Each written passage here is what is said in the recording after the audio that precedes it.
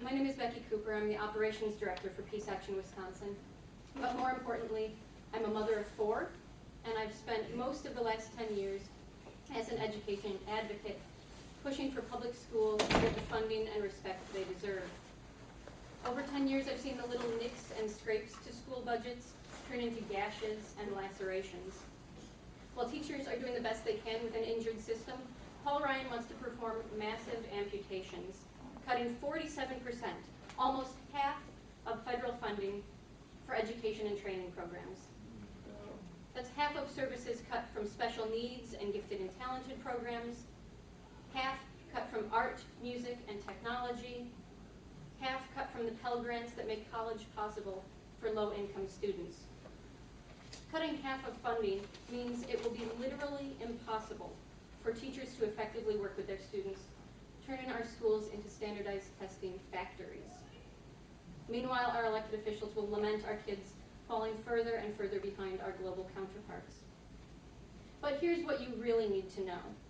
While Ryan's budget would hack 47% of funding for education, it would give tens of billions of dollars in handouts to military contractors and other corporations. That's right. Paul Ryan's austerity budget increases Pentagon spending. Paul Ryan's austerity budget expands subsidies for oil companies. Paul Ryan's austerity budget widens tax loopholes for the wealthiest people in the country. So far, you could drive a Hummer through them. These are Paul Ryan's priorities, the 1%, oil tycoons, and military contractors. But we need a budget that represents our priorities. Right. Yeah. Our health, our economy, and our kids. And we can have all of those things. We can have health care, Social Security, Medicare, education. If we cut Pentagon bloat, the programs that the Pentagon calls wasteful and redundant, by 25%, we'd still be spending more than the next 10 countries' militaries combined. Cutting the military bloat by just 25% frees up $150 billion per year.